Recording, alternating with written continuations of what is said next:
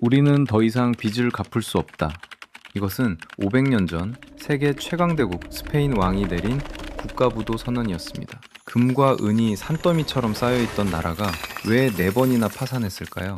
그리고 왜 그들은 금이 쌓일수록 더 가난해졌을까요? 역사는 반복됩니다. 놀랍게도 지금 대한민국 경제의 모습은 500년 전 스페인이 몰락하기 직전의 모습과 소름 끼칠 정도로 닮아 있습니다. 오늘은 스페인의 몰락과 부활, 그 처절한 역사를 통해 우리가 지금 당장 무엇을 준비해야 하는지 살펴보겠습니다. 1492년 콜럼버스가 신대륙을 발견한 이후 스페인은 엄청난 은을 손에 넣었습니다. 하지만 그것은 축복이 아니라 저주였습니다. 시장에 은이 넘쳐나자 빵값은 4배로 뛰었습니다. 가격 혁명이었죠. 굳이 기술을 개발하고 공장을 돌릴 이유가 사라졌습니다. 옷이 필요하면 프랑스에서, 철제 도구가 필요하면 네덜란드에서 사오면 그만이었으니까요. 게다가 종교적 순수성을 내세워 국가 경제를 돌리던 핵심 기술자들과 상인들을 추방했습니다.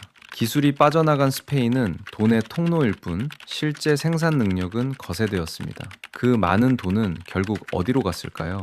50년 넘게 이어진 전쟁의 화약 연기 속으로 사라졌습니다. 이제 우리의 현실을 봅시다. 부동산 불패 신화에 취해 자본은 생산적 기술 혁신 대신 부동산으로 쏠리고 있습니다. 제조업의 경쟁력은 샌드위치 신세가 되었고 저출생으로 인한 인구 절벽은 국가 시스템을 위협합니다. 스페인이 은에 취해 제조업을 잊었던 것처럼 우리는 부동산이라는 신기루에 취해 진짜 경쟁력을 잃어가고 있는 건 아닐까요?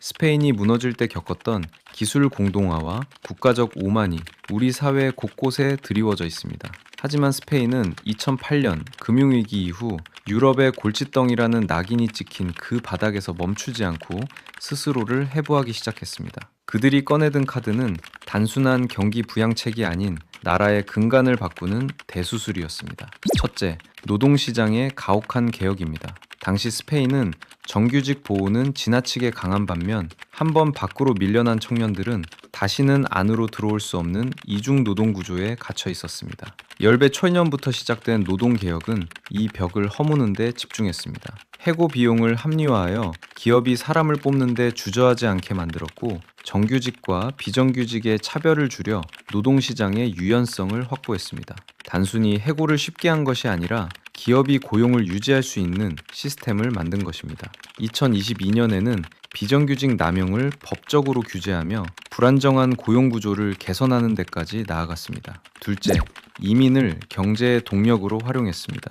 유럽 대부분의 나라가 저출생과 고령화라는 파도 앞에서 빗장을 걸어 잠글 때 스페인은 달랐습니다. 중남미와 북아프리카로부터 적극적으로 이민자를 받아들였습니다. 이들은 단순히 인구 숫자를 채우는 도구가 아니었습니다. 농업, 건설, 서비스업 현장의 부족한 일손을 메우며 실질적인 세금 납부자가 되었고 내수 경제를 지탱하는 든든한 소비층으로 자리 잡았습니다. 현재 스페인의 역대 최고 고용 인구 수치는 이민자가 없었다면 불가능했을 성과입니다. 셋째, 에너지 전환이라는 신성장 엔진입니다. 스페인은 위기 상황에서 지리적 강점을 극대화했습니다. 1년 내내 쏟아지는 지중해의 햇살과 풍부한 바람은 가장 저렴하고 깨끗한 에너지원이었습니다. 스페인은 이를 이용해 유럽에서 재생에너지 전환 속도가 가장 빠른 나라가 되었습니다. 다른 유럽 국가들이 러시아산 천연가스 가격 폭등으로 공장 가동을 멈출 때 스페인은 자체 조달한 저렴한 재생에너지를 바탕으로 제조 원가를 낮출 수 있었습니다. 이는 곧 제조업 경쟁력의 회복으로 이어졌고 에너지 안보와 산업 생태계를 동시에 잡아내는 신의 한 수가 된 것입니다. 마지막으로 유럽연합 회복기금을 전략적으로 활용했습니다. 코로나 능김 이후 EU가 배분한 막대한 자금을 단순히 소모하는 데 쓰지 않았습니다. 디지털 전환, 친환경 인프라 구축, 국가 철도망 현대화 등 미래 먹거리와 직결된 분야에 집중 투입했습니다. 스페인은 이 자금을 마중물 삼아 국가 전체의 생산성을 올리는 대대적인 인프라 혁신을 단행했습니다. 보십시오. 스페인의 부활은 운이 좋아서가 아니었습니다. 노동, 사람, 에너지, 그리고 전략적 투자라는 4가지 핵심 엔진을 동시에 가동했기에 가능한 일이었습니다. 뼈를 깎는 고통을 감내하며 사회적 합의를 이끌어낸 결과 그들은 오늘날 독일을 뛰어넘는 성장률을 기록하는 유럽의 새로운 엔진으로 거듭난 것입니다. 스페인은 무너지고 나서야 구조를 바꿨습니다. 그 대가는 실업률 26%, 청년 2명 중 1명이 일자리를 잃는 처참한 고통이었습니다. 여러분, 한국은 다를 수 있을까요?